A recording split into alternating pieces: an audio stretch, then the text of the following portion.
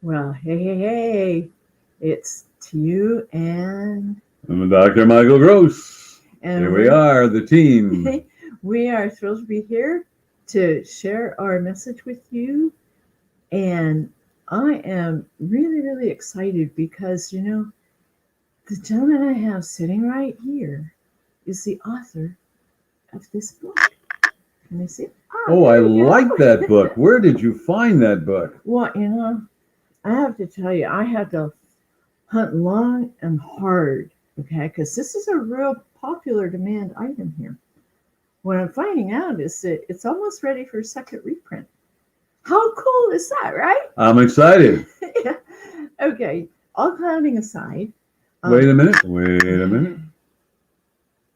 I've got this special book called Healing the Hole in Your Souls. We have a little glare on it. Sorry, No, it's all right. This may be better. it's perfect. By Tiiu Napp. How And it's cool, a right? must read. Going to be a big seller. It's a beautiful story of out of the darkness into the light and freedom. Everybody, check this out. Go online, order this book. All right, order both books. Why not? And you know what? You can get them both on the same website. How cool is that? That is cool. We'll make sure we put the links down below. All right. But this is a well, apparently we're now a pair. Yes, we A are. pair of must-read books. Absolutely. How cool, right? As we said last week, we were twin brothers and sisters, but she kicked me first to see if it was okay. Oh, yeah. Well, you need to have a reconnaissance guy go up first, Yeah. right? Thank you very much. But you know what they say about paybacks? Uh-oh. It's caring and loving. Yes. Or something like that. Okay. All kidding aside, though, had it not been for Dr. Michael Gross and his book, The Spiritual Primer, I wouldn't be doing this. And now this book is out only for a few weeks, so it's still hot off the press, folks. And I am thrilled. I am getting so many positive reports on this book. It blows me away. You guys are making me so overwhelmed with joy and emotion. And that's enough about me because I don't want to start getting weepy. And we have a message. We have a wonderful message today. And Michael's going to talk about storytelling. Wow, you know what? That's a powerful thing if you think about it, because long before the written word, how did messages get created? How did they carry down, right? It was through the art of storytelling. And I'm going to go ahead and let Michael do that. But before I do, I have to do the proper introduction. Let's see if I can do Oh, yes, here we go. I keep trying this, and it's really kind of funny because every time I try it, I still mess up. So I don't know, penny for your thoughts. We're going to mess up this time. Let's find out. Who right? cares? We're having fun. Well, and you know what? We never ever script these things. That's true. We just wing it because it takes us a while to get together. So why would we try to rehearse? This is so okay. So Dr. Michael Gross, this guy right here, is an author, professional keynote speaker, transformational coach, and an entrepreneur. For more than 3 decades, he has been on a spiritual path as an intuitive, a healer, a spiritual counselor, and an incredible teacher. Through the guidance of spirit, Michael has assisted others in their personal quest for self-empowerment, helping them to create the lives that they have long sought and to bring forth their intuitive abilities. Michael currently lives in whoopies. Whoopies, I missed the paragraph. Oh, my bad. Here we go. To bring forth their intuitive abilities, Michael currently teaches classes in spirituality. Excuse me. We had a pillow fight earlier. No, I'm kidding. I'm kidding. Feather pillows. I'm so crazy. No, I'm kidding. Allergies, weather's changing. Who knows? Anyways. I have a little cough. Yeah. He has a cough. It's okay.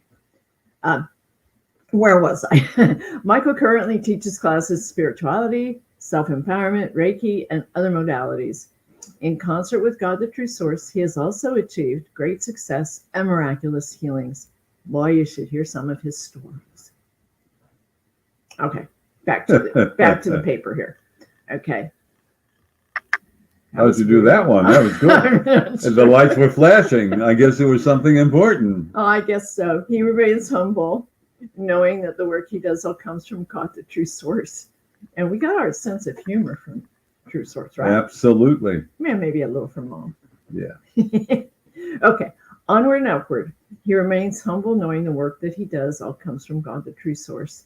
He lives in Lakewood, Washington, and I'm thrilled to also let everyone know that Michael has just launched his very new nonprofit called the International Institute of Self-Empowerment.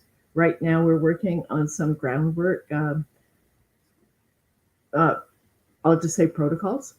And as soon as we have more information, we will definitely be sharing the links with all of you. So on that note, appreciate your time. And we appreciate any comments and feedback. And I'm going to go ahead and turn this topic of storytelling over to Michael. Well, thank you very much. It's always a joy for Tiiu and I to be on with you and have some fun and share everything and joke around. And, you know, True Source said life was meant to be happy, joyous, and humorous. And too many times we do things that are too serious.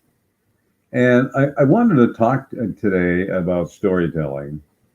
And of course, there are two types of storytelling. Actually, maybe three. The first type, in ancient times, they didn't really write things down. They trained persons to keep the history of the people, the tribe, or whatever it happened to be. And they had to repeat everything word for word. They were trained for many years. That's one form of storytelling. Then there's another form of storytelling. And that storytelling is when you want to illustrate a point, which I'm going to do today to some extent. Then there's the other storytelling. There's more? Yeah, which is called a confabulation.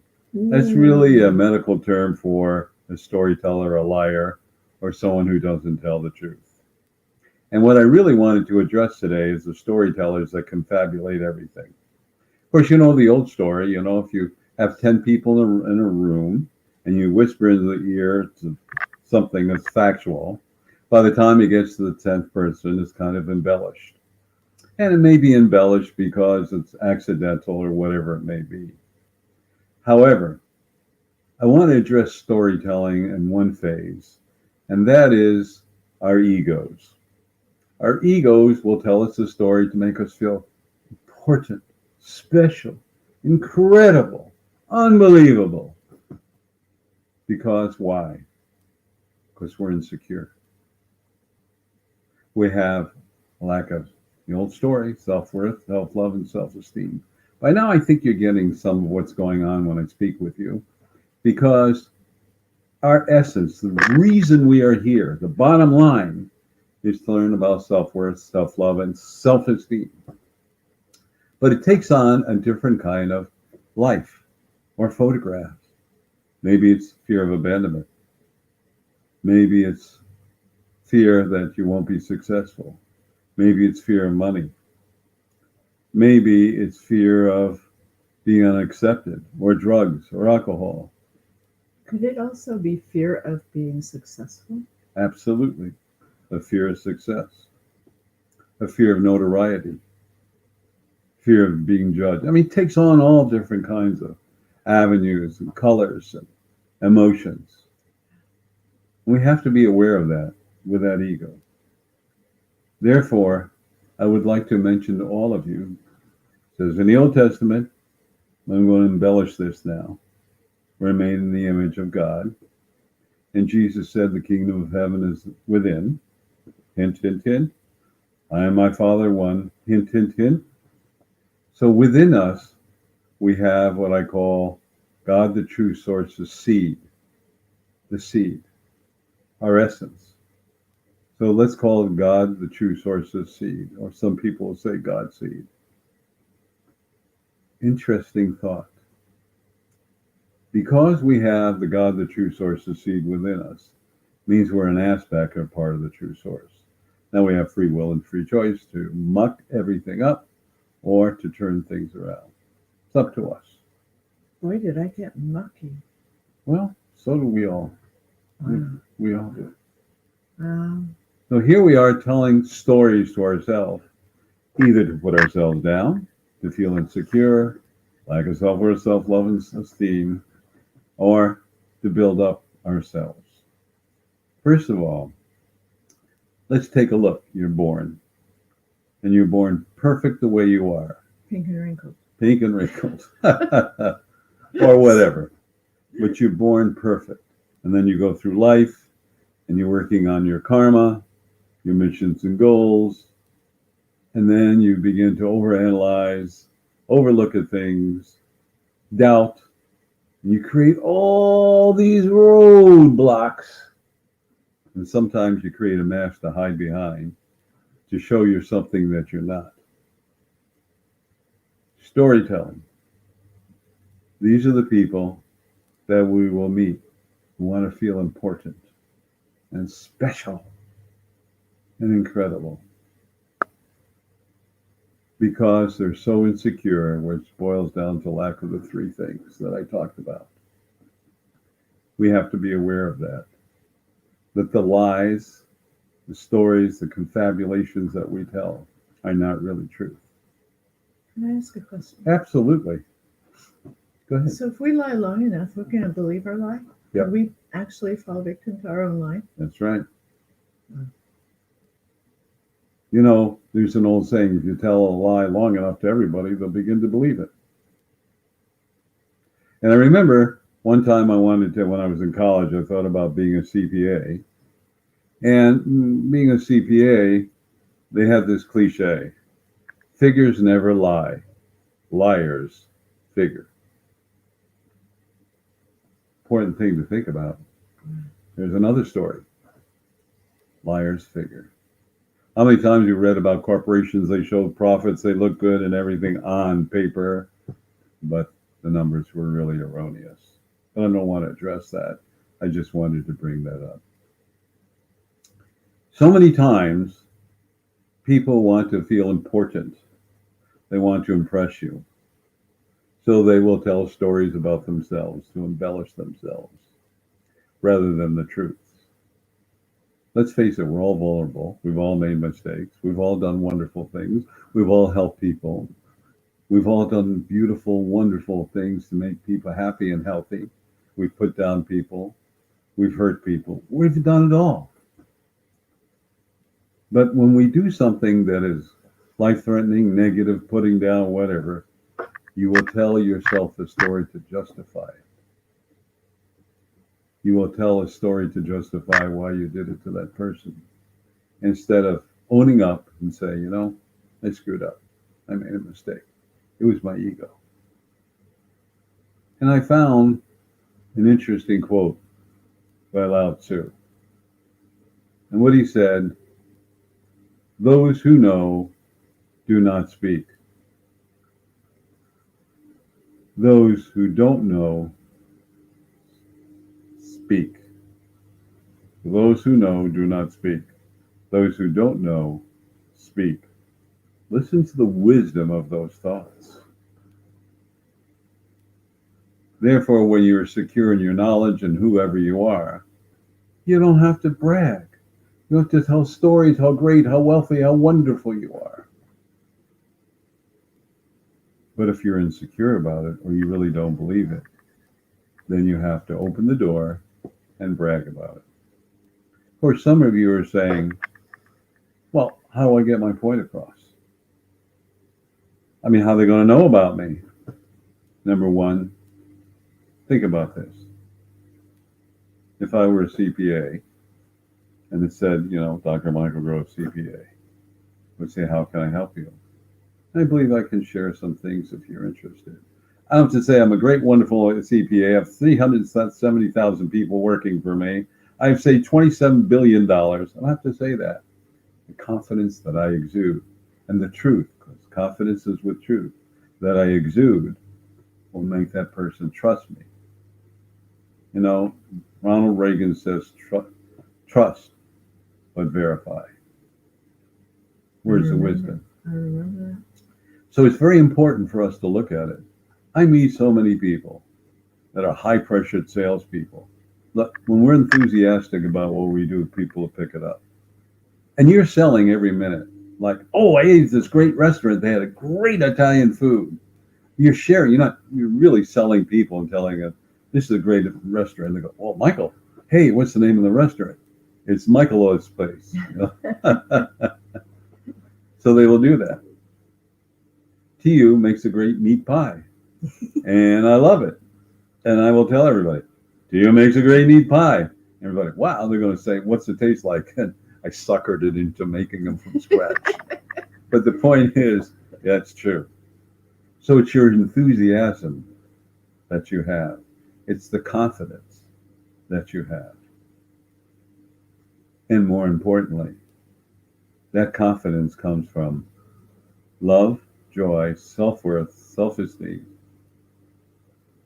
Comes from all that. Self-worth, self-love, and self-esteem. But we meet so many people that are storytellers.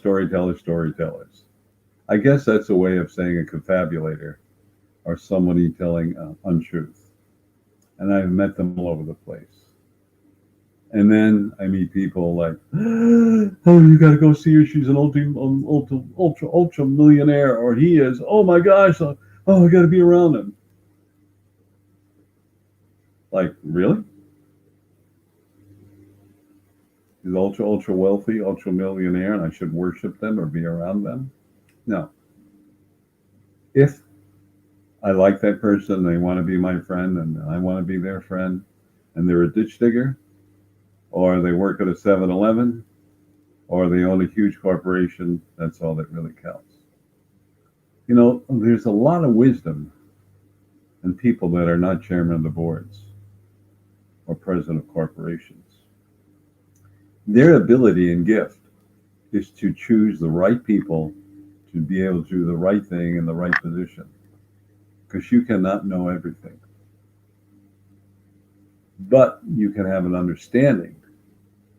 But the minute details are by people who really understand everything and can take charge. So when you look at a very, very wealthy person, they accumulated the wealth, either inherited it, or they created businesses or opportunities by hiring the right people who could fill the shoes of whatever is needed. Remember that. Back in the days when Kennedy was president, they called it the whiz kids. And the whiz kids were all PhDs from Harvard, Yale, et cetera, et cetera. And they kind of messed up here and there. But corporations took a look, and they had the president, he started off sweeping, with a broom, went through all the different phases and became president. Well, but we have to have a PhD. So what they did is set the presidents aside or retired them, hired the PhD and all the great, wonderful teachers, Harvard, Yale, the professors. They screwed up all the corporations. Didn't know a darn thing. Perhaps great in theory in writing a book, or practicality did not exist. For example, Boeing Corporation was talking about working as a team and other corporations. And they had teamwork. And part of that teamwork was developed when MacArthur took over Japan and realigned how they manufactured. And what the teamwork was, they worked in circles. One person did this, one person did that, but they worked in a circle to complete something well done. It's like an assembly line kind of thing? Well, yes, but they were in circles. So supposing they were putting a door on a car, right? One of them was in charge of painting, the handles, the windows, the trim, and they did it all together as a team, but each one did something individually.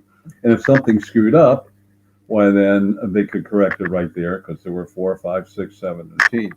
Thought that was wonderful. You're shaking the computer. Sorry, I'm shaking the computer. He gets so passionate when he speaks. But what happened was they thought this was new and incredible. You know who invented it? Henry Ford. Henry Ford had the assembly line. And so if you were assembling something and it wasn't moved as mechanized as it was now, and you go, hey, Michael, You forgot to put in the spark plugs. Oh my gosh! And I would run in and put in the spark plugs. Then I give it to the next person. Well, you got to put in the wiring. But what MacArthur did was improve on it, modernize it, but it was the same basis. The reason I'm saying that is everything goes back to basics, whether it's relationships, whether it's family, friends, relatives, corporations, or business. It all goes back to how truthful you are, how much you care, how honest you are, and how confident you are, rather than telling the stories. And I was very, very blessed. Got myself in a little hot water at times. My mother said, Michael, you can do anything. Well, I never paid much attention to it because I heard it since I was a kid. And, I'd work for a job and, well, can you handle it? Yep, I can do it. And I'd learn it. Or I bought businesses I knew nothing about. But I remember my mother saying, you can do anything, which means I found the right people to help me to make whatever I did or the business successful. And that's so important for us because there was no stories. I said, hey, I can do this, but I don't know much about it. And I was not ashamed to ask for help. We need to understand that in our life, we should not be ashamed to ask for help, not only at the human level in whatever you're doing, but asking God, the true source, to guide you. And then don't sit there when you do that. All right, Michael, take a left-hand turn here and a right-hand turn here and go down the street and you'll get what you want. It doesn't work that way. Once in a blue moon is called clairaudient. You will hear that. Very rare. What it is you will just intuitively or naturally do the right thing. Or the phone will ring and someone will call you up and do that. I was with a couple of businessmen that do millions of dollars in business. And they were sharing information. And I'm listening intently. And not only they're sharing, they're successful. And there was a third party they were going to get a hold of because he's $1 million, owns multi-million-dollar business. And they're all sharing this information. But the key word is they're sharing. They're not afraid. They're saying, hey, I screwed up. They're really honest. That's what's lacking today with people. We are not really honest with the public, but more importantly, we're not honest with ourselves. What does that mean? We will run and hide. We'll create lies or facades. We'll do all these things to make us feel good. And perhaps we'll vacation or run around or drink a lot to escape facing our own realities. When in essence, when you face your own reality, the answer is really easy. It'll come to you. And I remember one time reading a book. And in the book, it was talking about all the chairmen of the boards of corporations. And it said when they had a problem, before they go to sleep, they would pose the question, I need to solve this 3 or 4 times, and went to sleep. They'd wake up in the morning, and they would have the solution. I'm talking about Ford, Chrysler, General Motors, Westinghouse, GE, all these powerful people. And we've lost that ability. We've forgotten to listen to our, I call true inner source guidance. But all the answers are there. There's a way to access the answers. Just ask for it. More importantly, it may not be what you want to hear, but it always will be the right thing. The most important thing you can do for yourself when you wake up each morning, give thanks for waking up, because you might not wake up one day. Give thanks for your life. And ask for true source inner guidance, how to make this day joyous and happy for you. Not get all your work done, meet all these people, because joyous and happiness is a cliche for everything that will make you pleased and happy that you accomplished so many things in your life that day. See, we think we have to enumerate every little detail. That will trip you up because you're not going to remember every minute detail.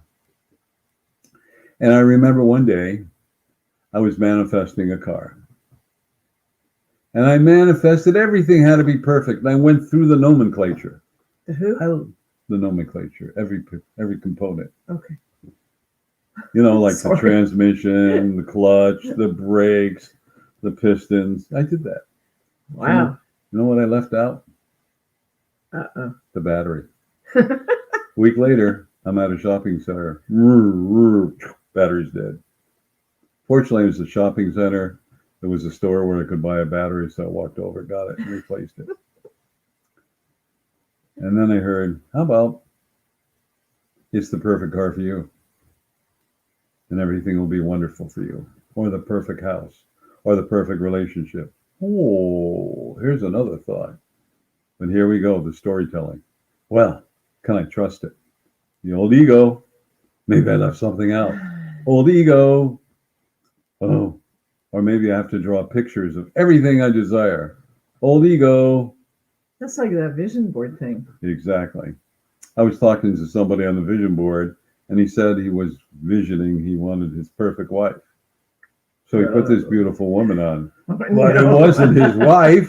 Didn't even look like his wife. Oh, no. Who happens to be a beautiful woman. But then he saw the fallacy of it. Stop telling yourself stories. Stop hanging around people who have to embellish themselves. Stop hanging around people that want to feel important.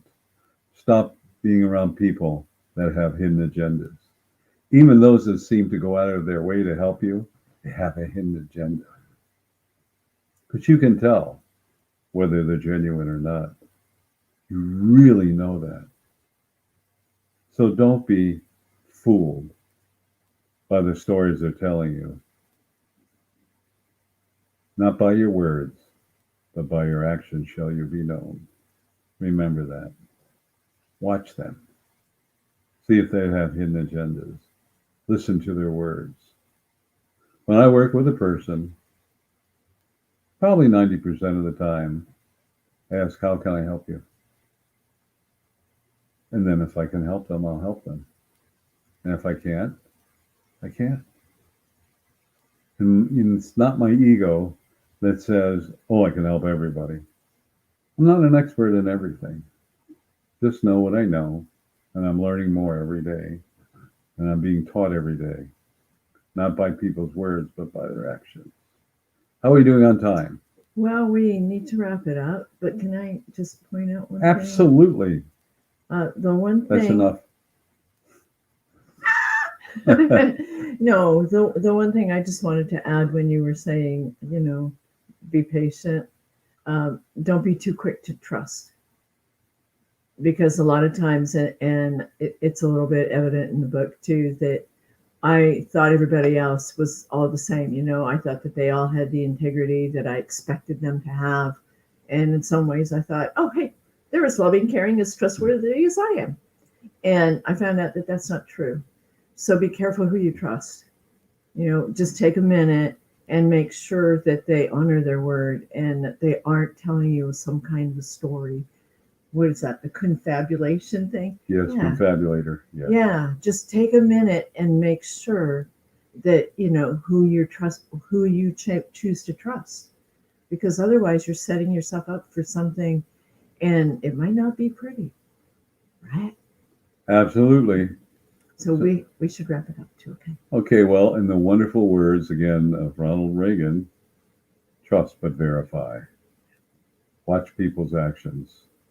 And realize, my motto, you are unlimited. And I want to remind everybody that I have a call-in, and that call-in is every Tuesday evening. I just called that, where you can ask any kind of spiritual question you desire, and it goes from 6:30 p.m. Pacific time till 7:30 p.m., maybe a little over. But I also think it's so important because perhaps I can answer all your questions. And then I have almost 200 recorded messages. And Tiiu, well, she helps me out on this one. I'm going to give you the call-in number on Tuesday evenings. And then when you're stuck in traffic, just listen to the messages. And they start with number 3 up to 200. And just punch in the number 187. And while you're stuck in traffic, hopefully you'll receive some wonderful motivation. I know they are motivation. I know they'll inspire you to do even greater things, but you have to be the judge of that. Tiiu, Yep. would you do that, please? You bet. I'll make sure I put everything in the comments. But right now, if you happen to have your pen and paper handy, the Tuesday call-in number, it recently got changed. So if you've got an old photo with the old number and you don't see the words new number on it, then toss it out because it won't work for you anymore. But the new number for Tuesday nights is 202-926-1059. One more time. 202-926-1059. And the access code, Michael? Is 125446 pound. That's 125446 pound. Perfect. And the recordings are 24/7. You can dial in anytime. And that number is 434-300-4170. One more time. It's 434-300-4170. And the access code, Michael? Is 125446 pound. That's 125446 pound. Everyone, it's really great. And to remind you, of course, by the time you see this, it'll be too late. But the second Saturday of every month, I do a mass consciousness healing. And the mass consciousness healing starts at 9:55 Pacific time and goes to approximately to 11:01 Pacific time. And after the first minute or two is done in silence. And what we do is send mass consciousness healing, the true source of unconditional love, to the soul of everyone on this planet and on Mother Earth. In fact, everything on this planet. And again, the number is the same as the call-in number. The access code is the same. It's the 202 number that you're going to access or call in on. So everyone, I'm going to turn this over to Tiiu. We're going to say goodbye. Thank you for honoring us. Thank you for being here. Thank you for being you. And remember, you are unlimited. Okay, on that note, one more time, okay? If you want Michael's book, The Spiritual Primer, I highly recommend it. And you want Tiiu's healing the holes in your soul, your path to freedom. Everything will be in the comments below. And, you know, we really love doing these, and we encourage people to ask questions, put them in the comments, and then we can cover it the following weekend. So on that note, are we ready, Michael? I'm ready. Okay. We wish everybody here an awesome, abundant, and blessed day every day. Wake up with gratitude and lead with love in your heart. Right, Michael? Absolutely. Well said. I couldn't have said it better. Thank you. It's a good thing we have it on live now, right? Yes. I can say it again. Okay, folks. On that note, we wish you all the very best. And here we go, right? Namaste. Thank you, everyone. Thank you. Have a great day. Have a great